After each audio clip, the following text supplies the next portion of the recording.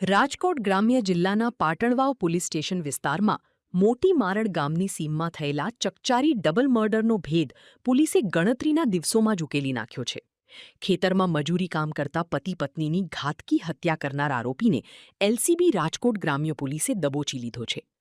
ગત તારીખ 14/7/2026ના રોજ પાટણવાવ પોલીસ સ્ટેશન વિસ્તારમાં આવેલા મોટી મારડ ગામની સીમમાં રમેશ પુતની વાડીમાં મજૂરી કામ કરતા શ્રમિક દંપતીની લોહીલુહાણ હાલતમાં લાશો મળી આવી હતી.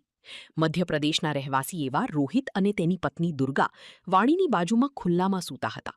ત્યારે કોઈ અજાણ્યા ઈસમોએ માથાના ભાગે તીક્ષ્ણ અથવા ભારે હથિયારના ઘા ઝીંકીને તેમની નિર્મમ હત્યા કરી નાખી હતી.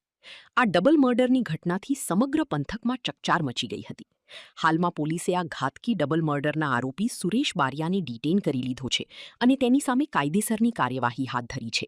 રાજકોટ ગ્રામ્ય જિલ્લાના પાટણવાવ પોલીસ સ્ટેશનમાં મોટી મારડ ગામથી જૂનાગઢના બોર્ડર બાજુ વાડી વિસ્તારમાં 13 અને 14 તારીખની રાત્રિમાં રમેશભાઈ ભૂત છે એની વાડીમાં જો એના ભાગિયા છે એના દીકરી અને જમાઈ રોહિત અને દુર્ગા આ બંને જ વાડી ઉપર હતા. ભાગ્યા જો હતા એ મધ્યપ્રદેશ ગયેલા હતા ઘરના કામથી.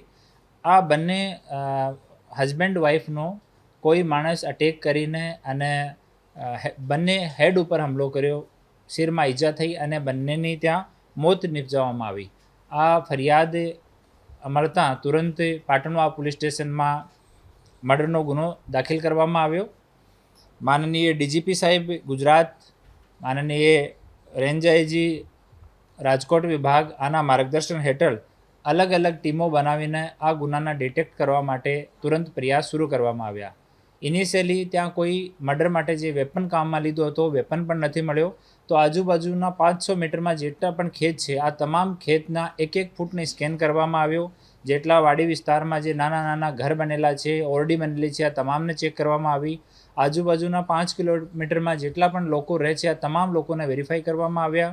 10 કિલોમીટરની રેન્જમાં ઇવન એનાથી વધારે પણ આ એરિયા બાજુ જતા રસ્તા ઉપર જેટલા પણ સીસીટીવીઝ અવેલેબલ છે સરકારી અને પ્રાઇવેટ આ તમામ સીસીટીવીઝને ચેક કરવાની કામગીરી ચાલુ કરવામાં આવી.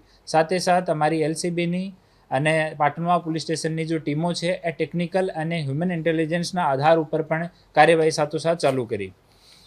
ફિલ્ડ લેવલ પર આ કાર્યવાહીની મોનિટરિંગ ત્યાંના ASP Shri Simran Bhardwaj, incharge DYSP Shri Rohit Dodiya, LCB PI JP Rao, એલસીબીના પીએસઆઈ અને એલસીબી એસઓજીની બાકી ટીમોએ તમામ ટીમો તો કન્ટિન્યુ લાગેલી હતી. આ મેં ટેકનિકલ અને બાતમી આધારે આ જાણવા મળેલ કે આમાં જો આરોપી સુરેશ કમલેશભાઈ બારિયા છે જે બાજુના ખેતરમાં ભાગ્યા તરીકે રહે છે. આ મરણ જનાર જો બહેન છે દુર્ગા નામ છે એની સાથે 3 વર્ષથી પ્રેમ સંબંધમાં હતા અને લગ્ન કરવાની ઈચ્છા રાખતા હતા, પરંતુ આના પારિવારિક કારણોસર એનો લગ્ન મરણ જનાર સાથે થઈ શકેલ નથી. અને 1.5 વર્ષ પહેલાં આ રોહિત નામનો જે માણસ છે જેની સાથે ડેથ થઈ એની સાથે આ મૃતકાનો લગ્ન થઈ ગયેલ. તો જ્યારે આ મૃતકાના ફાધર એમપી ગયેલા હતા ત્યારે એ બંને હસબન્ડ વાઈફ રોહિત અને દુર્ગાજ ત્યાં વાડીમાં હતા અને દવા છાંટવા માટે એ 2 લોકોને બહારથી બોલાયા હતા, જેમાં એક આ આરોપી જે છે આ આરોપી હતા.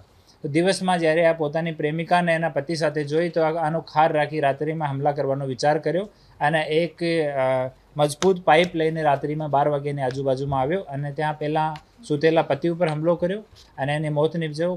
પછી જો દુર્ગા છે એના ઉપર હુમલો કર્યો. બંનેને ઓન ધ સ્પોટ બંનેની ડેથ થઈ ગઈ. સવારમાં જ્યારે વાડી માલિક ત્યાં પહોંચ્યા તો વાડી માલિકે પોલીસને જાણ કરી અને પછી ઇન્વેસ્ટિગેશન ચાલુ કરવામાં આવી અને હાલ આરોપી છે એને ડિટેન કરવામાં આવ્યો છે અને જે જગ્યાએ આરોપી અમુક પુરાવા નાશ કરવા માટે છુપાયેલા છે આ તમામને શોધવાની અને આગળની જો ઇન્વેસ્ટિગેશનની કામગીરી છે આ હાલ ચાલુ છે. આરોપીનું નામ સુરેશ કમલેશભાઈ બારિયા છે. આ હાલ આપણા રાજકોટ અને જૂનાગઢના બોર્ડર ઉપર એક વાડીમાં ભાગ્યા તરીકે જૂનાગઢ વિસ્તારમાં કામ કરે છે અને મૂળ આ મલેકપુર જિલ્લા દાહોદ તાલુકા સિંગવડનો રહેવાસી છે और અમુક 4-5 વર્ષથી અહીંયા જ વાડીમાં ભાગ્યા તરીકે આ કામ કરે છે અને હાલ કોઈ આરોપીનો ગુનાહિત ઇતિહાસ સામે નથી. એક જ હાલ સુધીની જે તપાસ છે આ મુજબ એક જ માણસ દ્વારા કૃત્ય કરવામાં આવેલો છે. તેમ છતાં એની સાથે કોઈ ડાયરેક્ટ ઇનડાયરેક્ટ કોઈ સપોર્ટ કરવામાં હોય એના વિષયમાં તપાસ ચાલુ છે.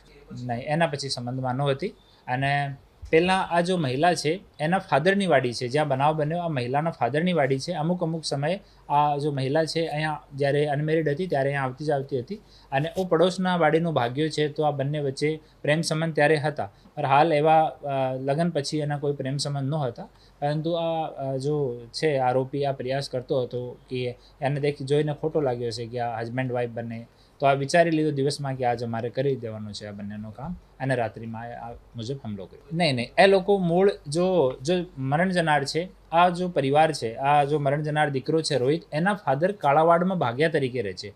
તો એ લોકો 1.5 મહિનો લગ્નનો થયો, લગ્ન પછી એ લોકો કાળાવાડમાં જ રહેતા હતા બંને હસબન્ડ વાઈફ.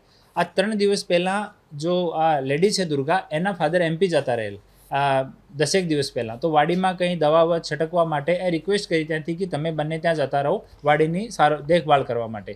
તો એ બંને લોકો અહીંયા આવી ગયા અને અહીંયા આવ્યા પછી આ આરોપીએ એને જોયો અને પછી આ પ્લાનિંગ કરીને મોત નીપજ્યો.